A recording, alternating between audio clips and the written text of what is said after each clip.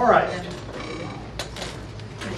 The next genre we want to talk about is the myth form. Myth is the oldest of all the genres, thousands of years old, and to this day is the most popular of them all. Myth stories are the foundation of more blockbuster movies than any other genre, by far.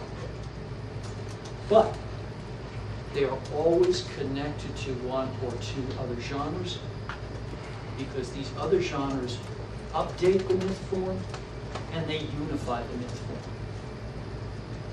Let me give you some examples of myth movies. Lord of the Rings, Star Wars, Pirates of the Caribbean, Spider-Man, Superman, Batman, Close Encounters, Crocodile Dundee, Dances with Wolves. These are all myth-based stories or have very strong myth elements.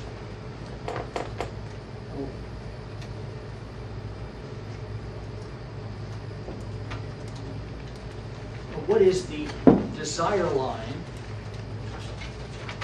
Again. What is the desire line of the myth story?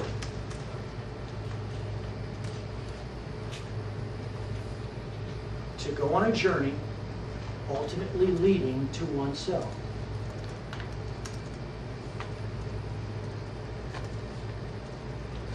And the key question for myth?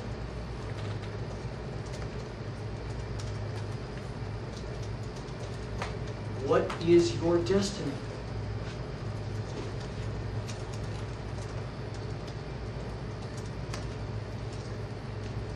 And myth stories have a tremendous number of story beats. I want to mention four of them, four of the most important. First of all, the myth story tends to be circular.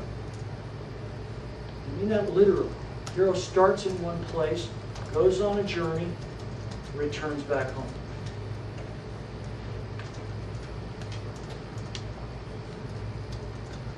And when he returns home, he discovers what he already had. He discovers what was already inside. He discovers his deepest capabilities. And that's the great irony of the myth form, which is that the hero has to go on a journey to find out what he already had. That leads to the second key characteristic, which is the journey. The journey is one of the great story techniques of all time, because it solves the biggest problem the writer has, which is, how do you express character change?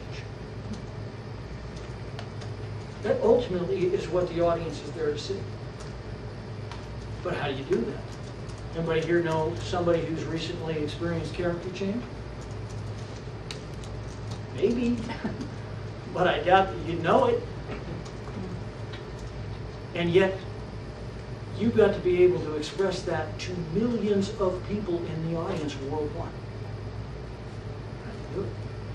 Well, the person who invented the journey technique was brilliant, because sends the main character on a physical journey, and every time that character meets and defeats an opponent, there is a mini character change. There is a mini self-revelation,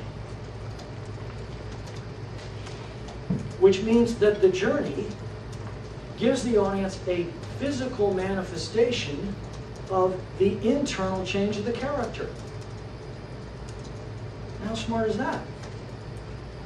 And this is why the myth form has been the primary story structure for more than 2,000 years.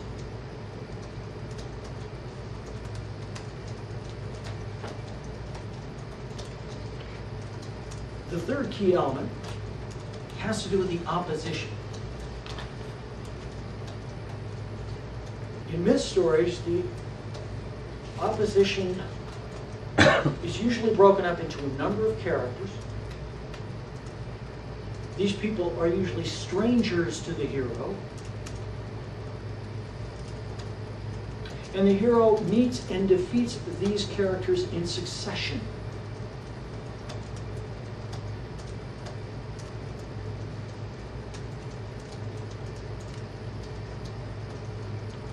This is the source of the biggest flaw of the myth form, which is that it is intensely episodic. An episodic story is one where the individual episodes or scenes stand out, but they don't connect together, so the overall story doesn't build. And having all of these opponents, having them be strangers, and having the hero defeat them in succession means that you have a highly episodic form. And that's why one of the reasons we add those other genres to myth, because they get rid of that episodic quality. They unify the form. Fourth key characteristic has to do with the self-revelation. In myth stories, it's not simply a self-revelation. It is a public revelation, which means that the hero discovers that he's not just a regular person, he's also a king. And what is that a metaphor for? That means the character realizes that he must take responsibility for the community. Not just for himself anymore. I have to be a leader.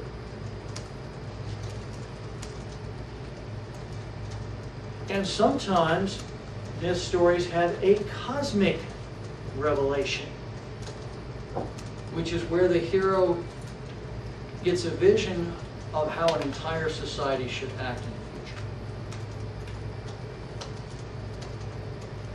I mentioned earlier that all the big religious stories have a hero who has a cosmic self-revelation. Moses on the mountaintop, Jesus' Sermon on the Mount. These are cosmic revelations about how an entire society should act differently in the future. Now, myth stories emphasize two key structure steps. What do you think they are?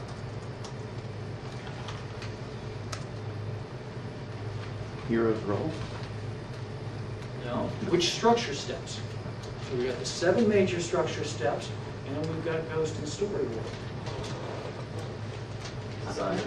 Opponent, correct. That's one of them. The opponent. The other is self-revelation. I mentioned we have, the hero has a small self-revelation after every opponent he defeats. And then the big self-revelation at the end of the story when he returns home.